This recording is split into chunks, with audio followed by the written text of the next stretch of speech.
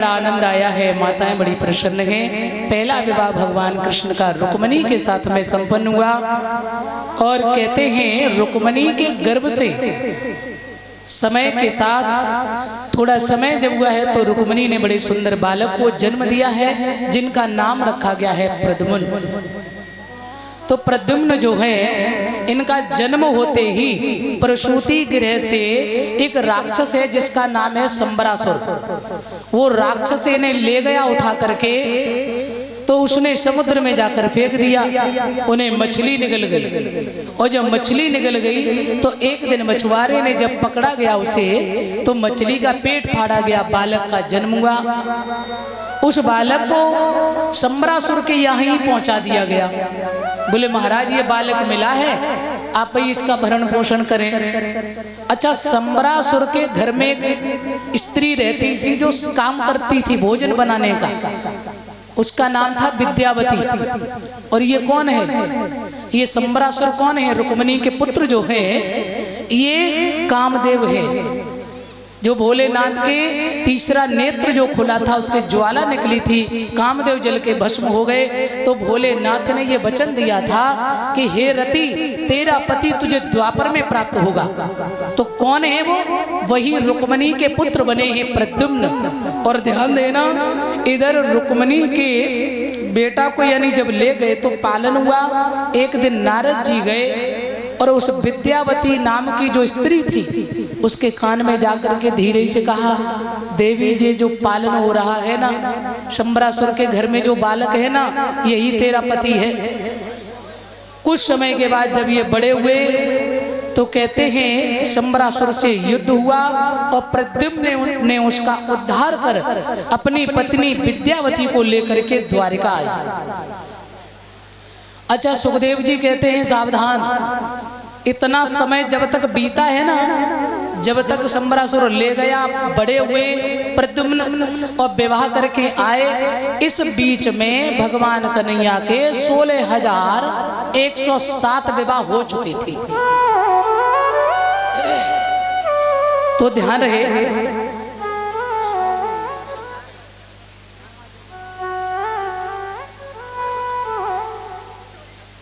मेरे से तो भगवान कन्हैया के 16,107 विवाह।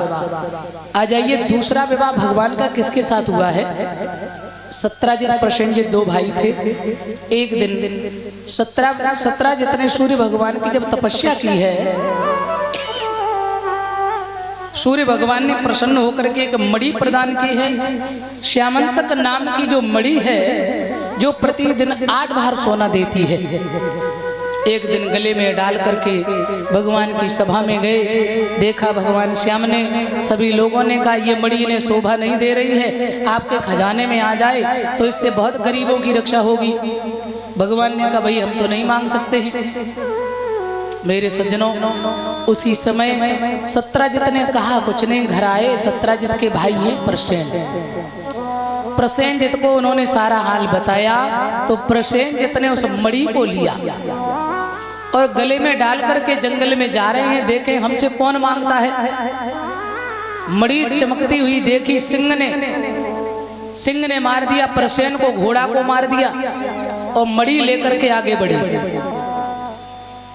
और सिंह को देखा जामंत ने सिंह को मार दिया और मणि लेकर के आगे बढ़े हैं। तो मेरे सज्जनों, अपनी गुफा में जब चले गए, बेटी है जामंती, उसे मणि वो दे दी है। बेटी उस मणि से खेल रही है। इधर कई रोज हो गए, जब प्रसेनजित लौट कर नहीं आए तो भैया को बड़ी चिंता हो गई और मन में ये वहम हो गया कि उस दिन कृष्ण हमसे मणि मांग रहे थे, तो मुझे ऐसा लग रहा है कि मेरे भैया को मणि के चक्कर में कृष्ण ने मरवा दिया। ये मन में वहम हो गया। तो उसी समय कहते हैं भगवान कन्हैया को पता चला कि हमें मणि का झूठा दोष लगाया जा रहा है, मुझे कलंक लगाया जा रहा है।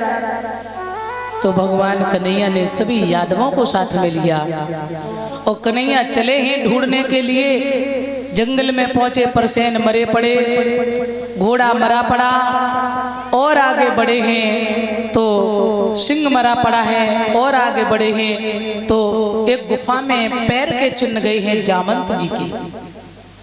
भगवान ने कहा तुम सब यहीं बैठ जाओ, यदि 27 दिन तक हम बाहर आए तो तुम समझ लेना कन्हैया जीवित है, और नहीं तुम सब द्वारका वापस चले जाना।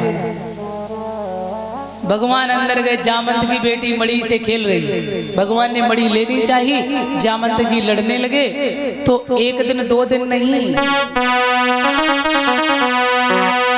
27 रोज युद्ध हुआ। और ये जामंत कौन है जरा ध्यान देंगे। अरे त्रेता में जामंत और रावण प्रभु के संग भई लड़ाई।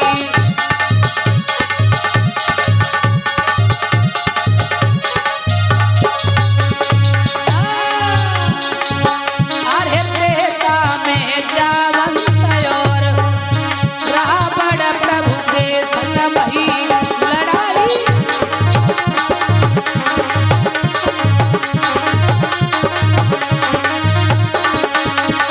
और अरे सहस्रवीर प्रभु के जब मरे, लंका में चढ़ाई की राम ने सीता जी को जब लेने गए, सहस्रवीर मरे।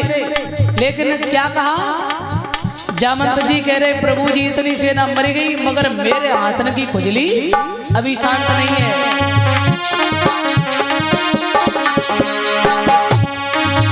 अरे सहस्रवीर प्रभु के जो मरे, तब जामंत ने एक बात सुनाई।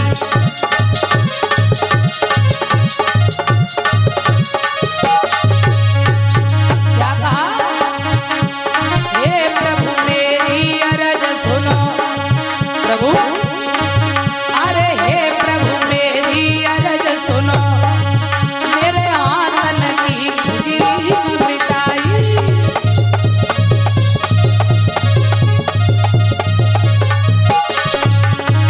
अभी हाथों की खुजली शांत नहीं है। तो राम जी ने कई सेना मर गई बहुत सारी और तुम्हारी खुजली शांत ना। तो बोले अब एक काम करो, अब होगी भी ना, अब तो द्वापर में हम ही आएंगे कृष्ण बनकर, और फिर हमारे तुम्हारे 2-2 हाथ हुए तब ही तुम्हारी खुजली आ जाइए।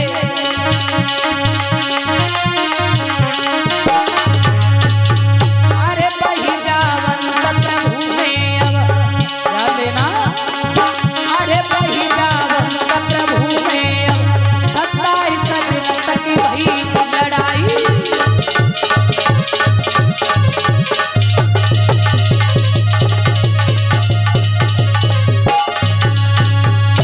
27 रोज युद्ध हुआ, जामंत घुटनों के बल हो गए। राम जी की याद आई, हमें परास्त करने वाला कोई साधारण नहीं है। जैसे ही राम की याद आई तुरंत राम रूप धारण करके मेरे गोविंद ने जामंत को दर्शन दिए हैं। जामंत गदगद हो गए, धन्य हो प्रभु आप आ गए। आज जब दर्शन दिए हैं मेरे सज्जनों, तो जामंत प्रसन्न होकर बोले गोविंद अब मेरी एक ही इच्छा है, क्या, बस मैं अपनी बेटी का विवाह आपके साथ करना चाहते हैं। आज अपनी बेटी का विवाह मेरे सज्जनों कन्हैया के साथ में किया और वो मणि पुनः भगवान को दान में दे दी। अब कन्हैया लेकर के आए हैं और द्वारिका में पहुंचे तो भगवान के विवाह हो रहे हैं 2, रुक्मणी और जामंती। सत्राजित को बुलाया भगवान ने और कहा तुमने मणि का झूठा दोष हमें लगाया था, ये मणि तो तुम्हारी जामंत जी के पास में थी। तो सत्राजित बड़े लज्जित हो गए। उनकी एक बेटी है जिसका नाम है सत्यभामा। सत्यभामा का विवाह किया भगवान के साथ और मणि पुनः भगवान को ही वापस दे दी। 3 विवाह हो गए, रुक्मणी, जामंती, सत्यभामा।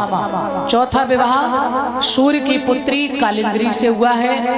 5वां विवाह मित्रविंदा से हुआ है। 6वां विवाह सत्या से हुआ है।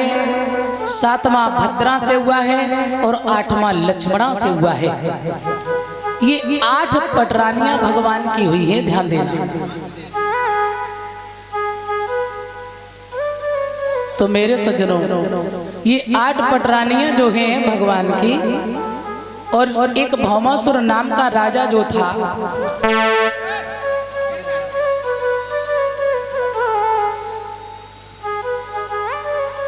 हाँ ध्यान देंगे, ये हमारे प्रधान जी जो है भैया सम्मान कर रहे हैं हमें, तो श्री राम मिलन प्रधान जी,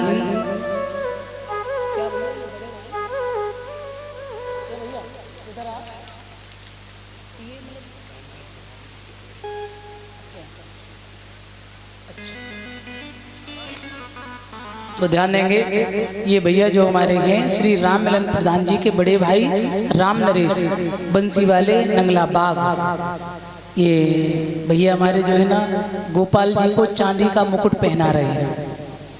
बहुत बहुत बधाई, एक बार ताली बजाएं सभी लोग। ये बहुत खुशी की बात रही, हम तो चलो ठीक है, इन्हें मिलेगा जो बढ़िया रहे, खुश हो गई। तो आ जाइए, मैं गोविंद को यानी ठाकुर जी को मुकुट पहना करके भाई आशीर्वाद ले रहे हैं ठाकुर जी से हमारे प्रधान जी भैया।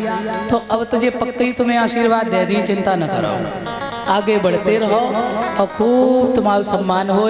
और सभी लोग, आप सभी लोग जितने भी हमारे बूढ़े बुजुर्ग माएँ बहनें यानी सभी लोग भैया का साथ अवश्य दें। एक बार जोरदार ताली सभी लोग बजाएंगे। क्या बात, आप सब भी बड़े बड़े बधाई के पात्र हैं। आप सबके लिए एक बार जोरदार जयकारा बोल सच्चिदानंद भगवान की। अरे इतने धीरे, एक बार जोरदार बोलो, बोल गोविंद भगवान की। क्या बात। श्री सुखदेव जी कहते हैं, राजन भगवान की 8 पटरानी हुई भौमासुर नाम का राजा जो था, ज्योतिषपुरी जिसने राजधानी बनाई, उसने 16,100 कन्या बंदी की। उन कन्याओं ने भगवान श्याम से प्रार्थना की है, हे प्रभु हमारी रक्षा करो।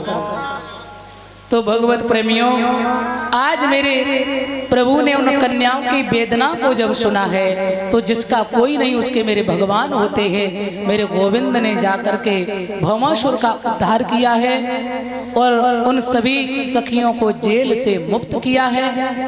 कहने लगी अब हम कहाँ जाएं प्रभु, क्योंकि हमारे पास 2 ही मार्ग है, या तो गलत मार्ग पर चली जाएं या अपनी मृत्यु कर लें।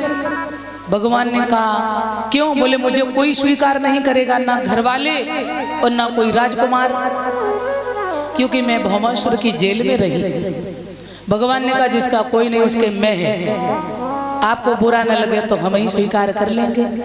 तो सभी सखियां गदगद हो गई, हे प्रभु इससे बड़ा मेरा और सौभाग्य क्या हो सकता है। तो कहते हैं 16,100 कन्याओं के साथ भी भगवान ने विवाह किया। अब भगवान के विवाह हुए 16,108। हर पत्नी से 10-10 पुत्र और 1-1 पुत्री हुई। फिर भी गोविंद को कहते हैं योगी राज। और सच है ये कि हमारे गोविंद जो है वो योगी राज है।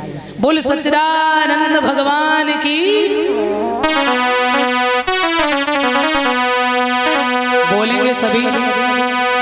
वो नैनों के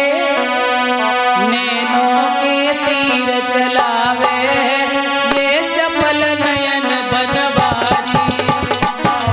से तीर चलावे, ये चपल नयन बनवारी।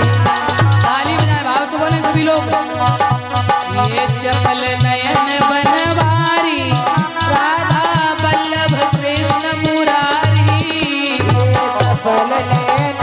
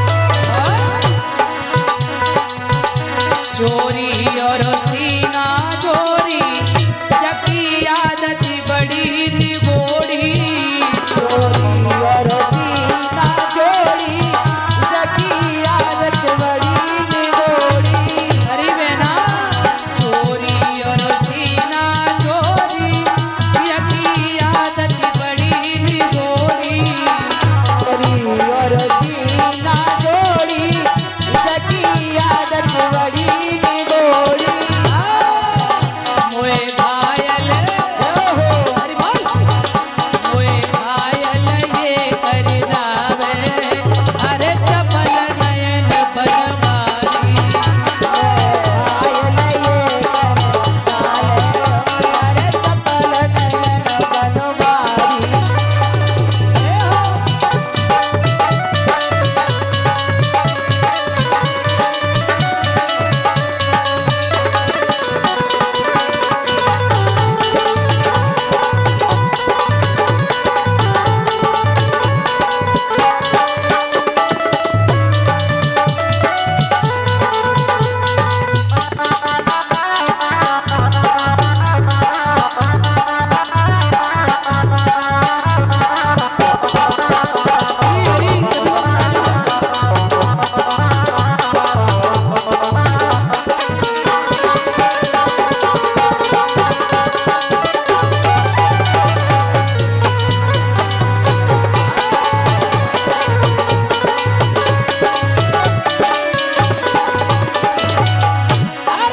चपल नयन बनवारी राधा वल्लभ कृष्ण मुरारी चपल नयन बनवारी राधा वल्लभ कृष्ण मुरारी नैनों के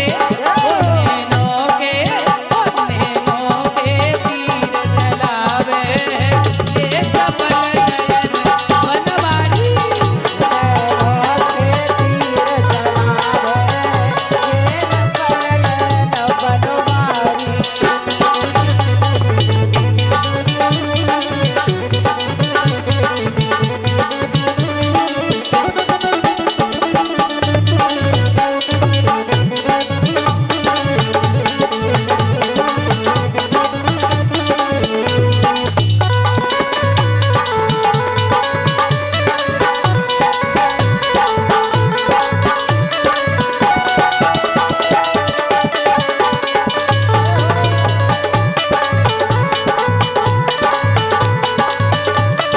बोल वृंदावन बिहारी लाल की एक बार सभी लोग जोर से जय